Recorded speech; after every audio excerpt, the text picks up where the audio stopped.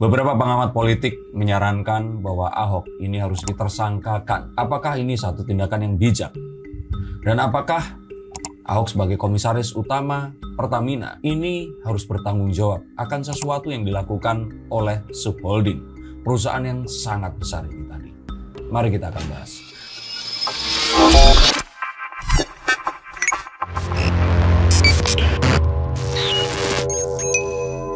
Halo Science Seekers, kembali berjumpa bersama saya Denny Darko. Tidak ada yang namanya misteri, yang ada adalah tanda-tanda yang kita semua coba untuk mengerti. Saat Ahok di sini berbicara tentang korupsi di Pertamina, publik terbelah menjadi dua. Ada yang mendukung apa yang dilakukan oleh Ahok, tapi ada juga yang bukan tidak mendukung, tapi mereka ini malah mempertanyakan mengapa Ahok dianggap diam saja. Mari kita untuk sekali lagi dan lagi akan membahas masalah ini dan apa kaitannya dengan penggeledahan rumah Ridwan Kamil kemarin, serta apakah Ahok akan ditersangkakan.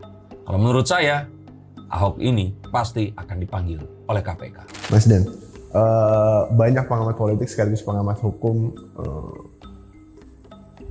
menyatakan bahwasanya mereka ini mendukung ke arah Ahok ini seharusnya ditersangkakan karena sudah jelas Ahok ini sempat mengakui bahwasanya dirinya mengetahui adanya terjadinya keanehan atau mungkin anomali yang berada di dalam tubuh Pertamina ini sejak terjadinya kasus korupsi yang hampir mencapai 1 kuadriliun.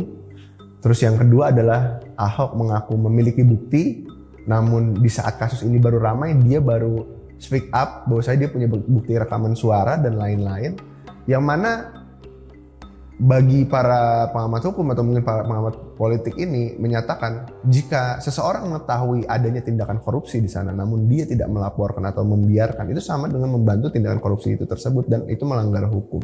Bagaimana menurut Anda? Inilah kalau kita bilang ironinya ya, saat seseorang yang memiliki keahlian itu menjadi seorang birokrat pula. Menjadi seorang birokrat / politikus / pejabat atau petugas partai atau apapun, itu memerlukan satu orang penasihat komunikasi yang harus menyertainya. Mengapa saya ngobrol seperti ini dan ini kesannya kayak jauh adalah karena ini bisa saja akan menjadikan Ahok itu terjeblos ke penjara kedua kalinya cuman gara-gara salah ngomong. Kita tahu bahwa kemarin itu penahanan atau pemenjaraan Ahok ini sesuatu yang nggak adil, baik di mata hukum maupun di mata apapun.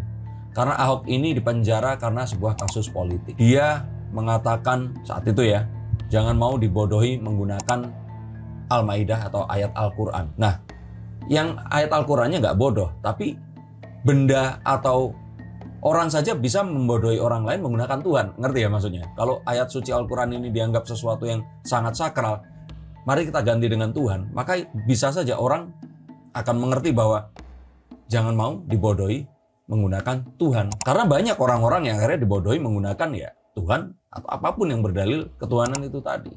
Nah, kembali ke sini agar tidak melebar kemana-mana. Tapi apapun yang dikatakan oleh Ahok saat itu dan sekarang, ini adalah sesuatu yang berpotensi untuk membuat dia itu dipelintir. Nah, Ahok di sini niatnya itu baik. Niatnya adalah ingin lebih membongkar lagi dan ingin kalau orang bilang itu mumpung lagi ada ombaknya, dia ikutan di ombak itu tadi dan nggak ada yang salah. Dan kita seharusnya bisa mengerti bahwa apa yang dilakukan oleh Ahok ini bukannya dia tidak mau, tapi dia tidak mampu. Dia perlu menunggu datangnya ombak untuk dia ikut serta. Kebayangan kalau kasus ini lebih besar daripada kemampuannya, maka kan dia nggak akan mampu membongkar ini sendiri. Maka dia harus riding the wave untuk membongkar ini tadi. Dan the wave is on, sekarang ini sedang terjadi. Dan mengingat bahwa Ahok juga pernah kejadian sebelumnya dia juga dipolitisasi, saya kalau jadi pengacaranya Ahok akan bilang ada sebuah kemungkinan juga Ahok di sini takut jika dia ternyata ikut di situ. Bagaimana kalau dia dijebloskan lagi ke penjara? Hanya karena kemarin itu. Dan kita tahu bahwa Ahok ini itu adalah martir politik. Demi kepentingan ya saat itu menjaga agar Jokowi tetap bisa steril dari nilai-nilai yang dianggap oleh lawan politika saat itu bisa digunakan untuk menggulingkannya di periode keduanya. Tapi kan sebenarnya statement Pak Ahok ini juga yang memperkeruh ini, yang bikin para pengamat politik ini bilang kayak gitu juga karena ya yang kemarin kita bahas juga kan. Maksudnya Pak Ahok ini beberapa waktu lalu juga sempat bilang ditawarin menjadi direktur utama tapi dirinya nolak. Terus sekarang dia bilang pas dia jadi komisaris, oh saya sebenarnya punya bukti, punya apa gitu. Makanya tadi saya bilang bahwa dia perlu ada seorang penasihat komunikasi di sebelahnya adalah untuk menyaring, memfilter mana yang harus disampaikan, mana yang tidak. Kalau Ahok di sini berpegang pada kebenaran dalam bermain politik, maka dia akan kembali lagi dan lagi akan terpenjarakan. Karena ya itu tadi, dia harus mengerti ada panggung depan, ada panggung belakang. Nah dia ini kan membuat ini jadi hilang, bahwa semua ini harus dilakukan secara jujur, terbuka, transparan, yang padahal kalau ini dilakukan, saya pikir politik di seluruh dunia pasti tetap memiliki separasi yang akan jelas itu tadi. Nah maka apa yang dilakukan Ahok kemarin itu adalah sesuatu yang nggak berkoordinasi.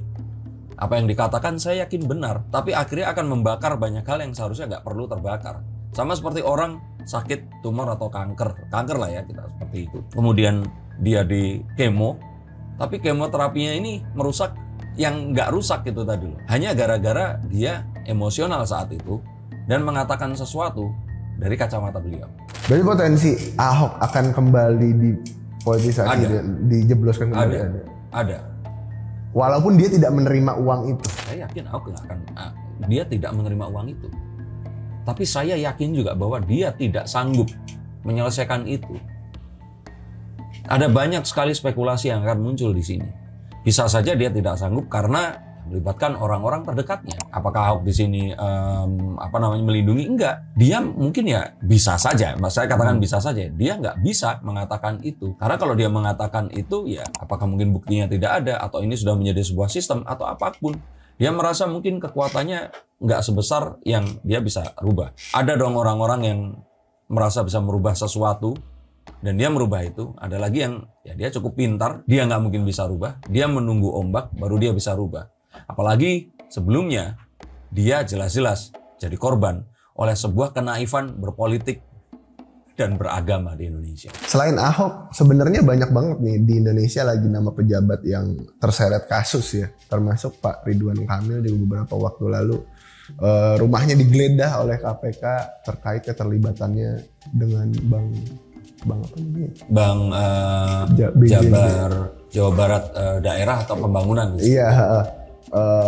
Yang itu juga cukup mengagetkan karena posisinya Pak Ridwan Kamil juga sedang tidak menjabat ya, tidak ada punya jabatan. Pak Ahok juga. Saya pikir semua mantan pemimpin dan pemimpin itu harus membuka pintu gerbang rumah dan rumahnya untuk setiap waktu digeledah oleh KPK karena dia ini paling berpotensi. Karena dia kan yang memberikan keputusan dan Ridwan Kamil juga menjawab ini adalah sesuatu yang ya dia mempersilahkan. Nah itu terjadi karena salah satu dari tersangka itu menyebut nama Ridwan Kamil, dianggap sebagai yang terlibat di situ. Nah akhirnya dugaan tersebut harus dibuktikan dengan penggeledahan ini tadi.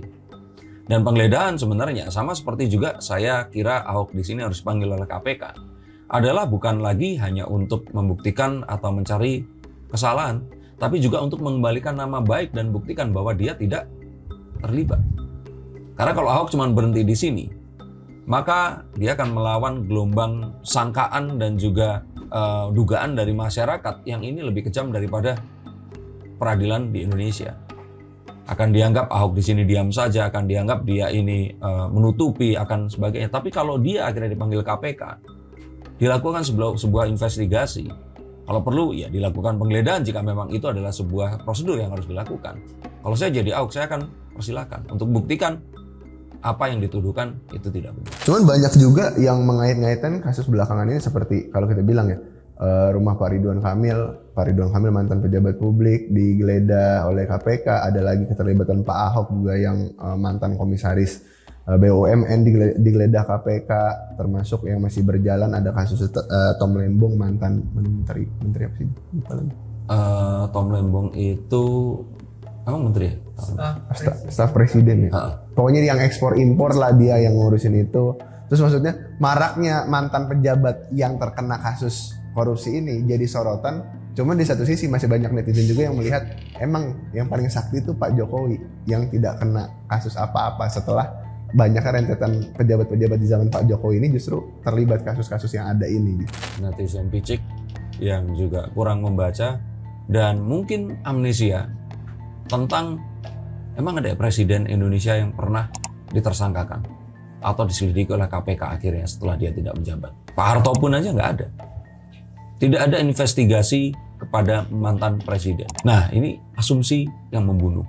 Ini adalah sebuah sesat pikir yang saya nggak ngerti itu asalnya dari mana. Tapi saya mengerti maksudnya itu apa. Cuman kita akan tahu bahwa Indonesia secara tidak resmi menganut sebuah kesepakatan bahwa mantan presiden itu nggak diperiksa. Dan itu belum pernah terjadi hingga saat ini. Tapi jika itu dilakukan, tatap mata saya. Nah, pasti semua presiden akan memiliki dosa. Dari Bung Karno sampai kepada Pak Prabowo setelah selesai menjabat nanti pun. Nah, inilah yang sebenarnya dipermasalahkan. Dan inilah yang selalu menjadi sebuah polemik. Baru hari ini mantan presiden Filipina, Duterte, ini ditangkap. Tapi bukan oleh otoritas Filipina, tapi oleh ICC. Itu lembaga internasional. Karena dianggap dia ini membuat banyak sekali oknum-oknum kepolisian di tingkat yang beroperasi yang berdinas ini membunuh orang-orang tidak bersalah dalam operasinya memberantas narkoba beberapa tahun silam. Tapi kalau kita tidak melihat Duterte melakukan itu, maka Filipina mungkin akan dalam kondisi yang lebih parah daripada sekarang dalam bentuk korupsi. Kita saat ini sedang menanti Presiden Prabowo akan meratifikasi dan juga mengesahkan undang-undang hukuman mati untuk koruptor. Ini saya lihat di depan pasti ada. Tapi kebayang nggak? Kalau nanti sampai itu dilakukan dan dia tidak menjabat, lalu rezimnya ini akan berubah. Ngerti ya maksudnya berubah itu bukan rezim yang akan berpihak kepada dia. Dia bisa saja akan dihukum mati juga karena membunuh orang lain itu tadi. Ini kan jadi berantakan. Maka kalau menurut saya di sini ya kita harus kembali kepada, kita tahu ada panggung depan politik, panggung belakang. Tapi kita tahu apapun yang terjadi ini, kita sama-sama untuk melakukan demi bangsa ini tadi. Maka dalam kasus Pertamina, khususnya untuk Ahok ini tadi, saya berpikir dia harus dipanggil oleh KPK. Jika perlu nanti memang ikut proses persidangan untuk membersihkan namanya. Walaupun berpotensi untuk menjadi tersangka lagi harus dihadapi. Semua pejabat itu berpotensi untuk menjadi tersangka. Kalian tahu untuk menjadi seorang pejabat, untuk menjadi seorang kalau kita bilang itu pemimpin daerah atau apapun, politikus yang kemudian menang dan memiliki kekuasaan, itu artinya satu kakinya itu sudah berada di penjara. Apakah ini akan menyeret Jokowi juga jika ternyata Ahok nanti dianggap diam saja? Apakah saat pemimpin diam saja itu artinya dia tidak melakukan apa-apa dan ikut mendukung? Maka yuk kita awasi dan ikuti kasus ini, dan semoga Presiden Prabowo segera mengesahkan hukuman mati untuk koruptor. Karena capek harus begini setiap tahunnya. Terima kasih, sampai jumpa dan salam.